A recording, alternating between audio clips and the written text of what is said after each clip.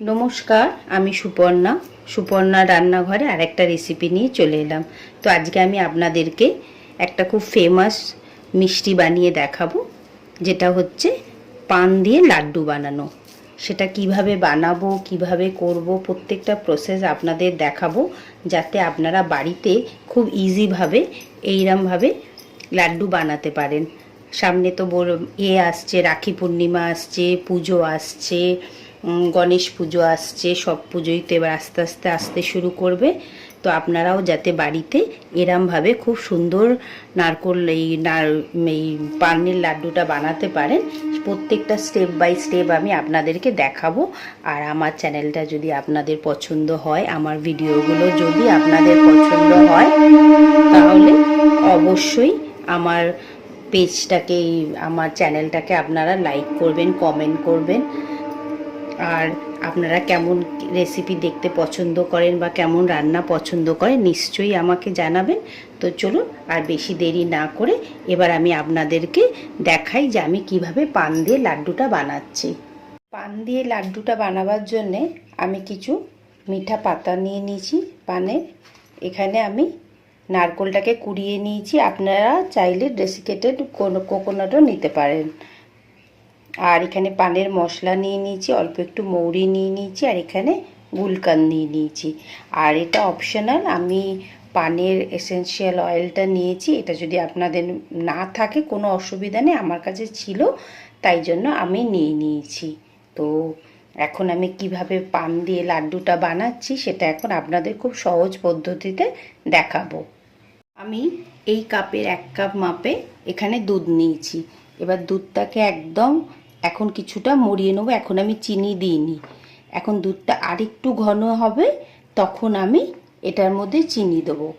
তো সেই জন্য এখন দুধটাকে আমি পুরো মানে এই কাপের হাফ কাপ করে দেবো। এই যে এই কাপটার এই ফুল কাপ দিয়েছি, হাফ কাপ করে দেবো। তারপরে আমি চিনিটা দেবো। দুধটা ফুটছে ততক্ষণ আমরা এই পানটাকে এখন টুকরো টুকরো করে কেটে নিয়ে মিক্সিতে একটা পেস্ট বানিয়ে নেব। তার জন্য ছোট ছোট করে এখন আমি 3খানা পান নিয়েছি। আপনাদের যদি কোয়ান্টিটিটা বেশি থাকে তাহলে একটু বেশি করে নিয়ে নেবেন। একদম ছোট ছোট করে টুকরো করে নিচ্ছি। আপনারা কি এর আগে পান দিয়ে লাড্ডু বানিয়েছিলেন? আমি একটা জায়গায় খেয়েছিলাম, তো আমার বেশ ভালোই লাগলো। সেই জন্য ভাবলাম যে আপনার সাথে রেসিপিটা একটু ট্রাই করি। তো চলুন এখন আমি আগে শুকনোভাবেই এটাকে পেস্ট করে নিই। তা একদমই হাফ হয়ে গেছে। এখন এই যে ছোট্ট একটা কাপের মাপে, মানে ধরুন এই 60 ml, হাফ কাপ আমি চিনি দিয়ে দিচ্ছি এর মধ্যে। চিনিটা দিয়ে এখন একটু কিছুক্ষণ এটাকে আমি এইভাবে নাড়তে থাকবো যতক্ষণ না চিনিটা পুরো মেল্ট না হয়ে যাচ্ছে। আর গ্যাসের ফ্লেমটা আমি একদম সিম করে রেখেছি। চিনিটা একদম গলে গেছে। এখন আমি পুরো নারকেলটা এখন দিয়ে দিচ্ছি এর মধ্যে। দিয়ে এটাকে এখন গ্যাসের ফ্লেমটাকে মিডিয়াম করে দিচ্ছি। দিয়ে এটাকে ভালো করে আগে মিক্স করে নেব। এই সাইড দিয়ে যতটা দুধ আটকে আছে সেগুলোকে আগে বার করে নিলাম। নিয়ে এটাকে একদম শুকনোভাবে এখন রেডি করে নেব। আগে কিছুক্ষণ এইভাবেই নাড়তে হবে, এটাকে ছেড়ে গেড়ে চলবে না। একটু ড্রাই করে নিচ্ছি এখন আমি। দুধটা অনেকটা মরে গেছে। এখন একটু স্প্যাচুলা দিয়ে আমি নারকেলগুলোকে একটু চিপে দিচ্ছি। এই স্টেজে আমরা কি করব, যেই পানটা বেটে রেখেছিলাম ওর মধ্যে একটু জল দিয়ে পিষে নিয়েছিলাম, সেটা আমি দিয়ে দিলাম এটার মধ্যে। আর যদি দেখি এটাতে একটু কালারটা আসেনি, তো এখন আমি এখানে একটু ফুড কালার মিশিয়ে দেবো। গ্যাসের ফ্লেমটাকে তো মিডিয়ামই রেখেছি, কালারটা ঠিকমতো আসেনি, সেই জন্য আমি কি করলাম, ফুড কালারটা দিলে একটু গ্রিন কালারটা ভালো মতো আসবে। আমি এটা গুঁড়ো ব্যবহার করলাম, আপনারা চাইলে লিকুইডও ব্যবহার করতে পারেন। এবার ভালোভাবে এটাকে মিক্স করব।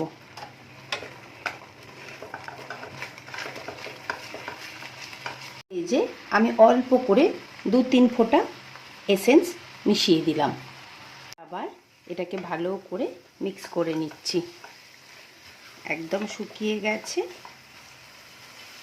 আর একটু করব আমি এখনও। গ্যাসের ফ্লেমটাকে মিডিয়াম করেই রেখেছি।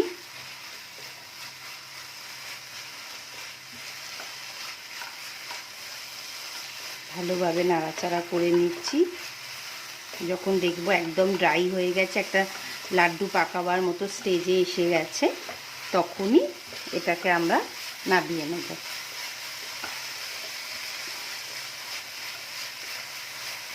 যেভাবে আমরা নারকেলের নাড়ুর যে পাকটা দিই ঠিক সেইভাবেই এটা হবে। পুরোটাই ড্রাই হয়ে গেছে। এবার আমরা গ্যাসের ফ্লেমটাকে এখন বন্ধ করে দেবো। দেখুন কালারটা এরকম এসেছে। নারকেলটা ঠান্ডা করার জন্যে আমি একটা থালার মধ্যে আগে ঢেলে নিয়েছি। প্রচুর গরম আছে, এখন তো কিছু ধরা যাবে না। এবার আমরা ভেতরে যে পুরটা দেব, নারকেলের পানের যে স্টাফিংটা দেব, ওটা আগে আমরা একটু রেডি করে নিই। এই এতটা গুলকান্ত আমি দেব না, এই আমি অল্প একটু গুলকান্ত নিয়ে নিলাম, নিয়ে এটার সাথে ভালো করে মিক্স করে নিলাম। এই মৌরিটা দিয়ে এগুলোকে ভালো করে একটু মেখে নিতে হবে। আর একটু মৌরি আমি ওপর দিয়ে ছড়িয়ে দেবো নারকেলটার উপরে। এই যেটুকুনি মৌরিটা আছে, এই যেটা আমি রেখেছি সেটা ছড়িয়ে দেবো। এটাকে ভালো করে এখন মিক্স করে নিচ্ছি আগে সব কটা মশলাকে। আমি কিছুটা কাজু বাদাম আর কিছুটা আমন্ড এর সাথে মিশিয়ে নিয়েছি। ভালো লাগবে, একটা ভেতরে একটা ক্রাঞ্চি ক্রাঞ্চি ভাব আসবে। আর এখানে আমি কিছুটা নারকেলের গুঁড়ো নিয়ে নিয়েছি। এবার কি করব, এবার এটা আমাদের ঠান্ডা মোটামুটি হয়েই গেছে। এবার এটাকে আগে হাতের মধ্যে নেব, নিয়ে এইভাবে আগে একটু চিপব। চিপে এই মাঝখানে একটুখানি পানের মশলাটা দিয়ে দেবো।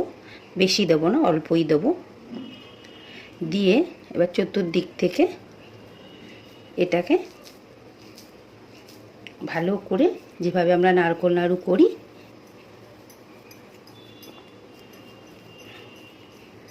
এই যে এইভাবে এটাকে করে নিলাম। নিয়ে এই নারকেলের এই গুঁড়োটার মধ্যে দিয়ে একটুখানি জাস্ট হালকা একটা হালকা, এটা অনেকটা হয়ে গেল, ঠিক আছে, এটা এক্ষুনি ড্রাই হয়ে যাবে। এইভাবে এখন আমরা এটা করে নেব। প্রত্যেকটা নারকেল এইভাবে রেডি করে নেব। আগে এরমভাবে একটুখানি চিপে নিলাম, নিয়ে অল্প একটুখানি মাঝখানটাতে দিয়ে দিলাম, গুলকান মিক্সটা দিয়ে দিলাম। দিয়ে এটাকে এরমভাবে ভেতর দিকে দিয়ে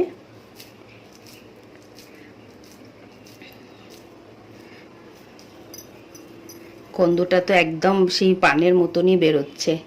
দেখুন এইভাবে। এবার কী করবো, এখানটা অনেকটা আছে তো অল্প নেব, নাহলে এটার কালারটা চলে যাচ্ছে। এইভাবে একটুখানি মিশিয়ে নিলাম।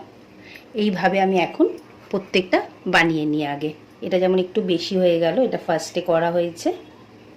এইভাবে এখন আমি প্রত্যেকটা লাড্ডু বানিয়ে নিচ্ছি।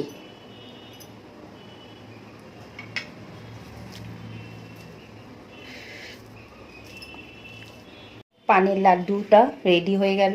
আপনাদের কেমন লাগলো অবশ্যই আমাকে কমেন্ট করে জানাবেন। আর অবশ্যই বাড়িতে এটা একবার ট্রাই করবেন, খেতে খুব ভালো লাগে। আর যারা পান পছন্দ করে তাদের তো আরও বেশি ভালো লাগবে। তো পুরো রেসিপিটা আপনারা দেখবেন, রিকোয়েস্ট করলাম। আর আমার চ্যানেলটা যদি আপনাদের পছন্দ হয় তাহলে অবশ্যই লাইক করবেন, কমেন্ট করবেন, সাবস্ক্রাইব করবেন। আর কমেন্ট করে জানাবেন যে আমার রেসিপিটা কেমন লাগলো। তাহলে আবার একটা নতুন রেসিপি নিয়ে খুব তাড়াতাড়ি আমি আসবো। টাটা।